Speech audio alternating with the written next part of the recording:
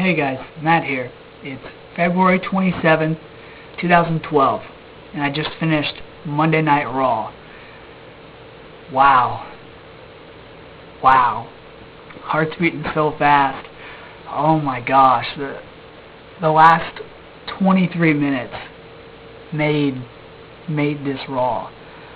I mean, it wasn't as, joking and entertaining as Rock and John Cena endings were last year about this time, but wow, was it emotional? Oh my gosh. Wow. Alright, let's start Raw off. We had CM Punk coming out to face Daniel Bryan again for their champion versus champion match, and Chris Jericho came out, interrupted, and they did something that I was really glad to see, because now ever since CM Punk made that shoot to the WWE back in June, I think, the whole Vince McMahon should die, the thing that solidified him to a lot of people as, the guy now, ever since CM Punk did that, it's going to be hard for anybody to try to top CM Punk on the mic, because no matter what their gimmick or their stick might be, a good example was tonight with Chris Jericho. CM Punk's going to be real about it, and he's going to say things that are real, and he's going to say how it is. So it's kind of hurt people's lines and jokes, because CM Punk could just laugh it off and say, oh, no, and say something personal about them, and that would hurt them, but it works for CM Punk. And, unfortunately, CM Punk's the winner on the mic. As much as I like Chris Jericho, I used to hate him, CM Punk's the winner on the mic. Now, the match is going to be good. I don't think it's going to be great. I want to say Chris Jericho's going to come out there and he's going to do what he did to Shawn Michaels at WrestleMania 19 and rip the roof off the place. I'm going to see the match and I'm excited for it, but I just don't know if it's going to be great. And then we had CM Punk take on Daniel Bryan once again. Good match, but I kind of figured it was going to end the way it did, because it's like once you have a match that ends in controversy like that, a lot like the Batista and Undertaker matches, where there's no clear winner. Sometimes WWE likes to carry that along, and so that's what they did here. It is interesting, though, that Teddy Long and John Laurinaitis are getting into it against each other. I thought that was pretty entertaining. And then we had John Cena versus The Miz. Something I didn't expect, but I thought it was kind of funny, The Rock being there tonight. John Cena faced The Miz, and Miz cuts his promo saying he's going to be remembered at this WrestleMania coming up, and John Cena, beats him. And then you have a women's match, Kelly versus Nikki Bella, I think. I didn't care about it, but I'm trying to remember all the matches and other things that happened, because I was just so blown away by the ending of Raw tonight.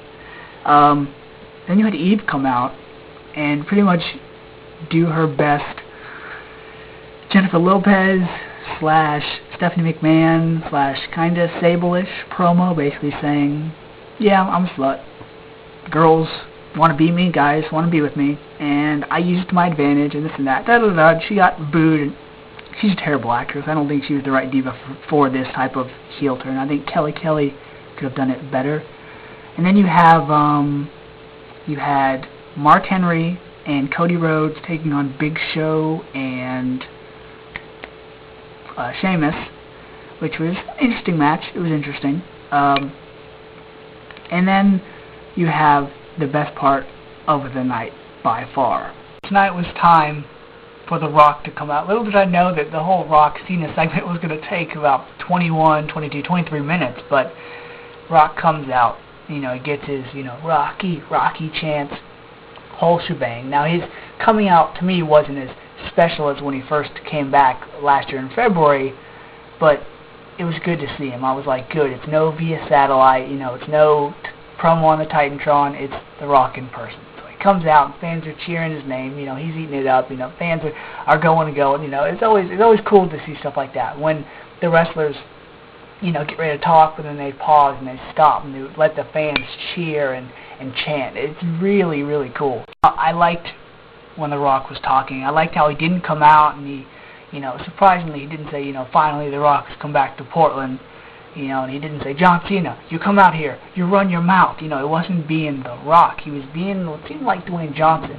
He was He wasn't calling him Cena. He was like, John, John, John. He was like being serious, and he wasn't being loud. He was talking to him, and he was being real, and I really liked that. Though he did throw in a few these zingers, you know, calling John Cena Kung Pao bitch, which was great. Only The Rock can take stuff like that, so childish, whatever, and flip it around and make an insult to somebody, and then bam, trending worldwide. I mean, Kung Pao bitch, Fruity Pebbles he brought back. He even had some fun with the fans. I mean, this segment with the fans in this promo, to me, was better than his promo at WrestleMania 27, you know, gearing up the fans and stuff. So, throws all these insults at John Cena, but he's real with him, you know, and it's the part that really got me.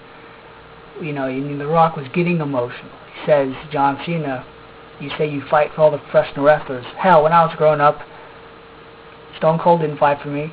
Triple H didn't fight for me. Nobody fought for Roddy Piper. Nobody fought for Randy Macho Man Savage. It's like, John Cena, you can fight for all the guys that want to be professional wrestlers, but I'm going to fight for them. I'm going to fight for the fans. And I was like, that's good. That's good. As entertaining as that was, and as, you know, entertaining as The Rock was, and all the moments made me go, oh, you know, it's so good. I was waiting for him to start cursing, or I was waiting for him to get angry, you know, and be real like John Cena had been. You know, I was waiting for Rock to pick out something from John Cena's past, or something that John Cena did, and kind of make fun about it. But then again, you know, Rock's, I guess, the bigger man, so he didn't do that. And then John Cena comes out, and that's when the tide turns. John Cena comes out just when things were getting good and The Rock was being real. And John Cena comes out, and, you know, he plays the like not quite heel role tonight. He played it like he's the good guy, but he brings up all the right points. And it's so right that after he says something, you're like, you know, he's right. I hate him, you know, but he's right. And he brought up all these lines against The Rock, basically saying, you know, you're The Rock now. You know, when you're out the ring, you're Dwayne Johnson, and I don't like Dwayne Johnson. And he, you know, John Cena tried to make it really personal, and I guess it got to The Rock, because you could tell The Rock, the steam that The Rock had before John Cena came out was almost all gone, because The Rock had to clear his throat. You know, his voice was cracky a bit. No, granted, you know, he toughened up, and he was, you know, back to himself, saying, you know, Rock, Dwayne Johnson, whatever you want to call me, I'm going to beat your ass at WrestleMania, the grandest stage of them all. And that's not exactly what he says, but you get the gist. And it was like, ooh, John Cena hit a nerve. John Cena hit a nerve, but John Cena didn't stay in the ring, so I can't give too much credit to him. But regardless, even though the fans didn't cheer The Rock as much after John Cena left the ring, he did his, you know, if you smell what The Rock is cooking, and fans were behind him. And now I definitely got to make another video of John Cena versus The Rock at WrestleMania, because I'm really excited for this match. I don't know which way it's going to go. I just hope, pray it doesn't end in like a, you know, double, no contest where they both win or something. I want there to be a clear winner, because whoever wins that match at WrestleMania, 33 days away, it's gonna break the internet. It's gonna break Facebook. It's gonna break Twitter. It's gonna break YouTube, because the results of that WrestleMania are gonna be felt for quite a long time. Things I forgot. One, I didn't even show Triple H or Undertaker tonight. They talked about their encounter, and they even said that HBK is going to be on Raw Live next week, because apparently he lost it in an interview. Now, what I'm really hoping for, if this happened, this might be bigger than The Rock versus John Cena if they do this. Triple H versus The Undertaker is awesome enough. What if they do in Shawn Michaels? That would be amazing. There would be no words to describe that. Shawn Michaels and Triple H have already put on great matches before. Throw in The Undertaker, the man that both guys can't beat, I'd love to see it. And we also get a preview of the upcoming WWE DVD release of Edge's new movie. It's good to see him back. Bending the Rules, where he plays like a smarmy, laid-back, smart-ass cop type character. I'd see it, but this, just like the other dozen movies that have been released by the WWE, look like USA Network made for TV movies. So I'm glad to see Edge back. It might actually be funny, so I'm gonna check it out. So sorry this video was a little too long, but till next time, guys.